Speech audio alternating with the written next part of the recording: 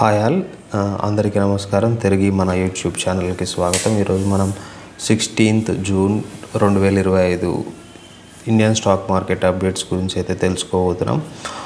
ముఖ్యంగా గత వారం చివరిలో శుక్రవారం మనకి మార్కెట్స్ అనేటువంటివి నెగిటివ్లో ముగియడం జరిగింది. ఈరోజు పాజిటివ్ విషయం ఏంటంటే మనకి మార్కెట్స్ అనేటువంటివి అన్ని సెక్టార్లలో కూడా పాజిటివ్గా ముగియడం జరిగింది. గత శుక్రవారం మనకి క్లోజింగ్ తీసుకున్నట్లయితే యుఎస్ మార్కెట్స్ నెగిటివ్లోనే క్లోజ్ అయ్యాయి. అన్ని ఇండెక్సెస్ కూడా. యూరోప్ దగ్గరకు వచ్చేసరికి యూరోప్ కొద్దిగా పాజిటివ్గా క్లోజ్ అయింది. అదేవిధంగా దాన్ని బేస్ చేసుకొని మనకి ఇండియన్ స్టాక్ మార్కెట్స్ కూడా పాజిటివ్లో క్లోజ్ కావడం జరిగింది. ఇది ఒక గొప్ప పరిణామం అని చెప్పుకోవచ్చు. ఎందుకంటే యుఎస్ మార్కెట్ నెగిటివ్లో క్లోజ్ అయినప్పటికీ కూడా మనకి ఇండియన్ స్టాక్ మార్కెట్స్ అనేటువంటివి పాజిటివ్లో క్లోజ్ కావడం జరిగింది. ఇక మనం సెన్సెక్స్ దగ్గరకు వచ్చినట్లయితే 677 పాయింట్లు లాభపడి 81,796 పాయింట్స్ దగ్గర క్లోజ్ కావడం జరిగింది. మనకి నిఫ్టీ చూసినట్లయితే 227 పాయింట్స్ ప్లస్ అయింది. 24,946 పాయింట్స్ దగ్గర క్లోజ్ కావడం జరిగింది. మనకి నిఫ్టీ బ్యాంక్ కానీ, నిఫ్టీ ఐటీ కానీ, బిఎస్సి స్మాల్ క్యాప్ కానీ ఏ సెక్టర్ తీసుకున్నా కానీ ఈరోజు అన్నీ కూడా పాజిటివ్లోనే క్లోజ్ కావడం జరిగింది.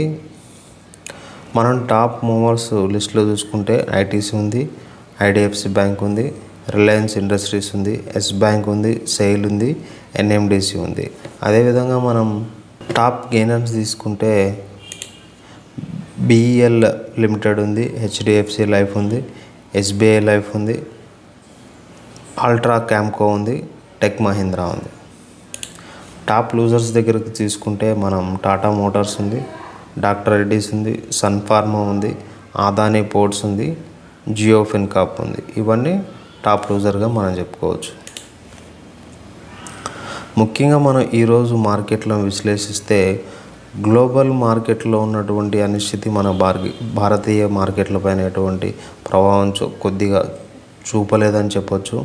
అదేవిధంగా అమెరికా, యూరోప్, ఆసియా వంటి ప్రధాన అంతర్జాతీయ మార్కెట్లో వచ్చే మార్పులు, ఆర్థిక గణాంకాలు, అదేవిధంగా ఇంట్రెస్ట్ రేట్స్, జియోపొలిటికల్ ఉద్రిక్తతలు భారత మార్కెట్ను నేరుగా ప్రభావితం చేస్తూనే ఉన్నాయి. రాబోయే కాలంలో కూడా చూపిస్తూనే ఉంటాయన్నమాట.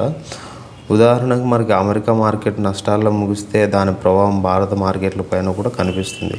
కానీ గత శుక్రవారం అయితే మనకి అమెరికా మార్కెట్ నష్టాల్లో ఉన్నప్పటికీ ఈరోజు సోమవారం మన మార్కెట్లు పాజిటివ్గానే మొదలు కావడం జరిగింది. అదేవిధంగా పాజిటివ్గానే క్లోజ్ కావడం జరిగింది. మనం ఇప్పుడు అమెరికా మార్కెట్లో కూడా ఈరోజు పాజిటివ్గానే ప్రారంభమై పాజిటివ్గానే క్లోజ్ అవుతాయని ఎక్స్పెక్ట్ చేస్తున్నాం. అదేవిధంగా ముడి చమురు ధరలు, అదేవిధంగా డాలర్, రూపీ, దాని యొక్క ఎక్స్చేంజ్ వాల్యూ, అదేవిధంగా మనకి విదేశీ పెట్టుబడిదారులు అంటే మనకి ఎఫ్ఐఐస్ కానీ, ఎఫ్డిఐస్ కానీ ఇవి కూడా మనకి డైరెక్ట్గా మన ఇండియన్ స్టాక్ మార్కెట్ మీద ప్రభావితం చూపించేటువంటి అవకాశం చాలా ఉంది. ఇటీవల అమెరికా ఫెడ్ రేట్లపైన ఒత్తిడి పెరగడం నేపథ్యంలో డాలర్ అనేది బలపడడం జరిగింది. అదేవిధంగా ట్రెజరీ ఈల్డ్ పెరగడం కూడా దేశీయ మార్కెట్లో ఒత్తిడిని తీసుకొచ్చాయి.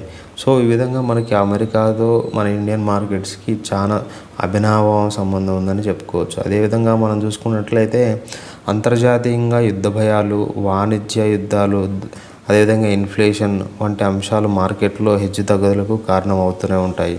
సో మీరు ఎప్పుడైతే ఇన్వెస్ట్ చేయాలనుకుంటున్నారో భారతీయ స్టాక్ మార్కెట్, ఇండియన్ స్టాక్ మార్కెట్లో మీ యొక్క పెట్టుబడులను పెట్టాలనుకున్నప్పుడు ఒక దీర్ఘకాలికమైనటువంటి ఒక ప్రణాళికతో మీరు మార్కెట్లో పెట్టుబడి పెట్టడం అనేటువంటిది చాలా అవసరం. మీ యొక్క పెట్టుబడి పెట్టేటువంటి సమయం అనేటువంటిది 10 సంవత్సరాలుగా పైకి ఉండేటట్లు చూసుకోవాలి.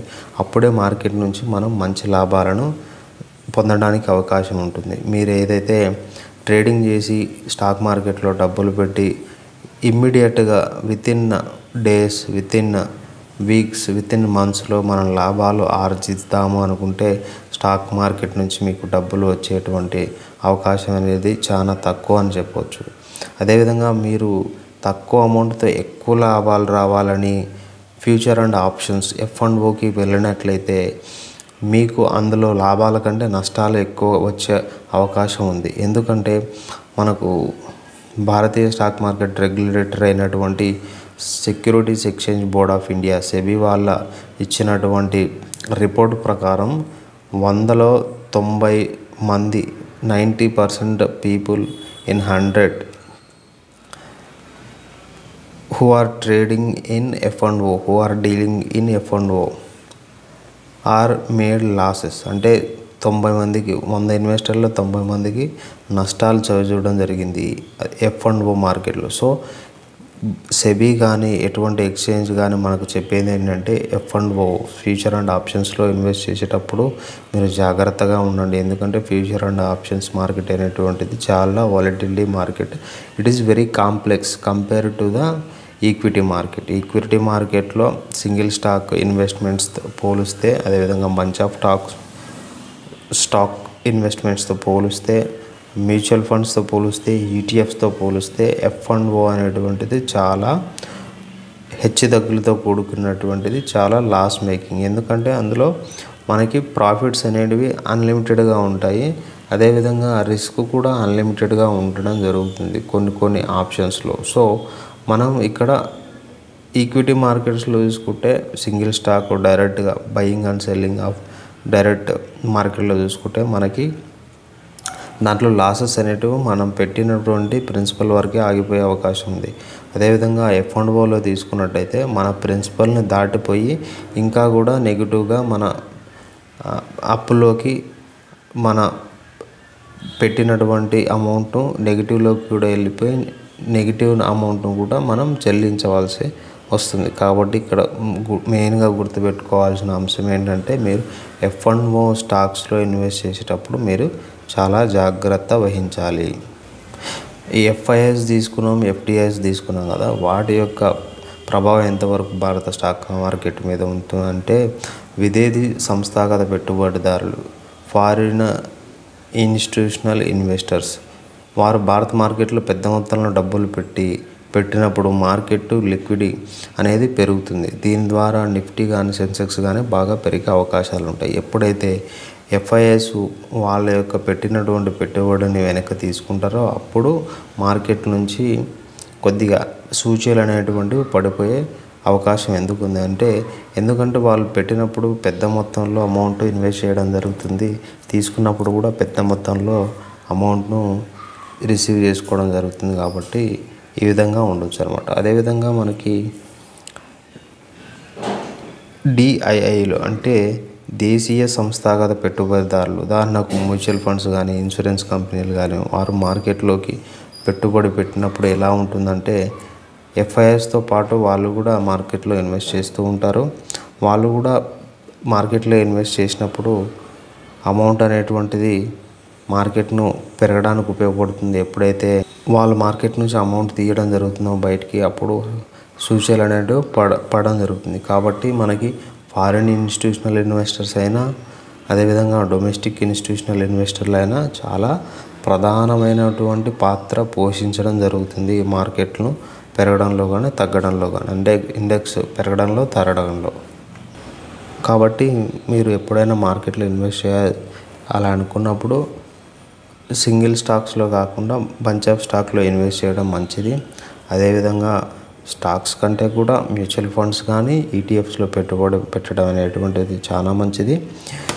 ఈ విధంగా మనకి మార్కెట్ అప్డేట్స్ గురించి, పెట్టుబడి సలహాల గురించి మీరు తెలుసుకోవాలనుకుంటే మన ఛానల్ని ఫాలో చేస్తూ ఉండండి, సబ్స్క్రైబ్ చేయండి, అదేవిధంగా లైక్ కూడా చేయండి.